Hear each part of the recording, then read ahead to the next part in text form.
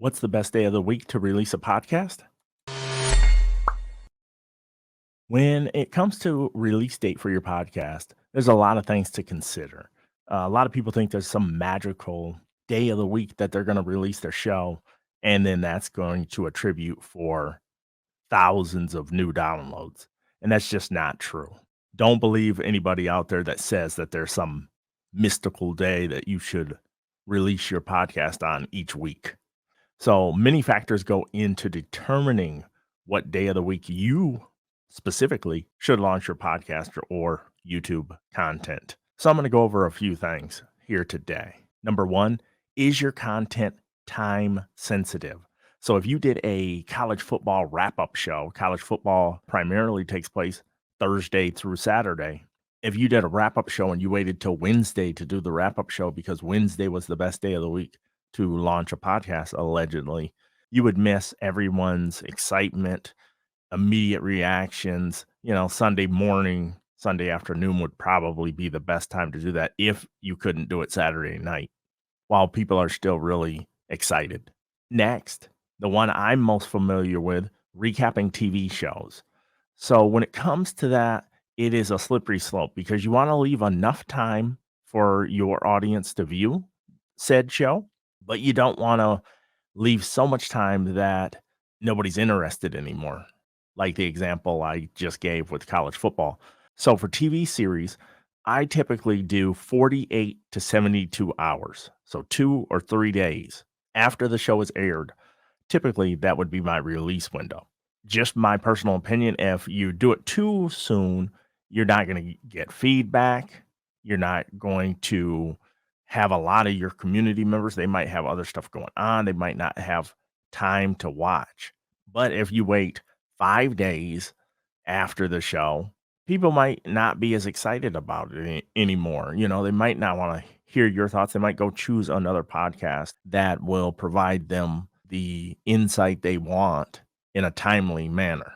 And then another thing you need to think about is, are you asking your audience to take action? I've already talked about feedback, but are you creating polls or something that someone's going to have to research or something along those lines? Because if you're doing that, then there's also going to be a gap in time in which they're going to need to respond to your question or to research something. We have a lot of TV shows that we cover at TPE Network that require you to understand, comic books or Easter eggs in the MCU and stuff like that. And so sometimes people want to dig through that stuff.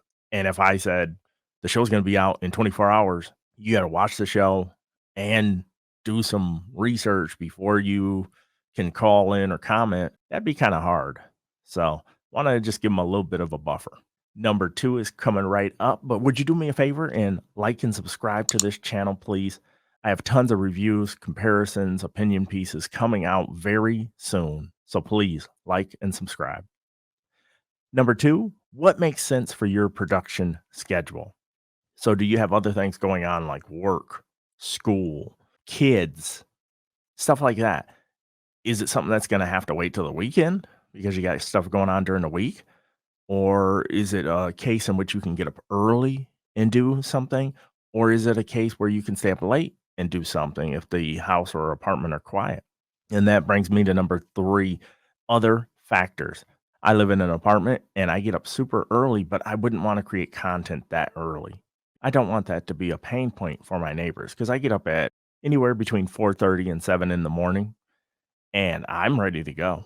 So if I were somewhere else, I would probably be at least writing out content and probably starting around 8 a.m. creating content. But instead, I usually try to wait till 10 a.m. or later to start creating content, just in case. Another thing people don't think about is if you're doing YouTube videos, lighting.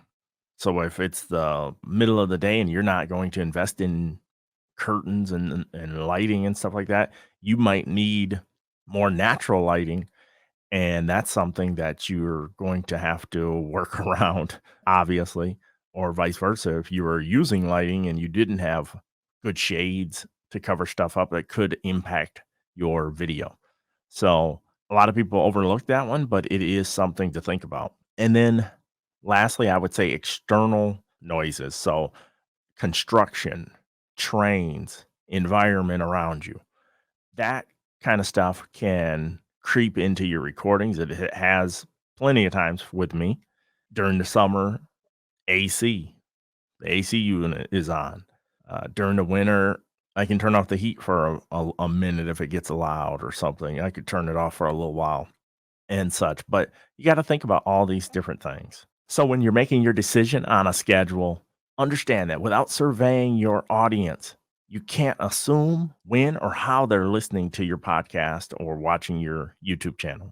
Don't make assumptions based on somebody else's show. So if you read a report and it says insert big name podcaster here releases their show on this day of the week, but what you have to consider is what if they released it on another day? Their whole audience would just follow them to that other day.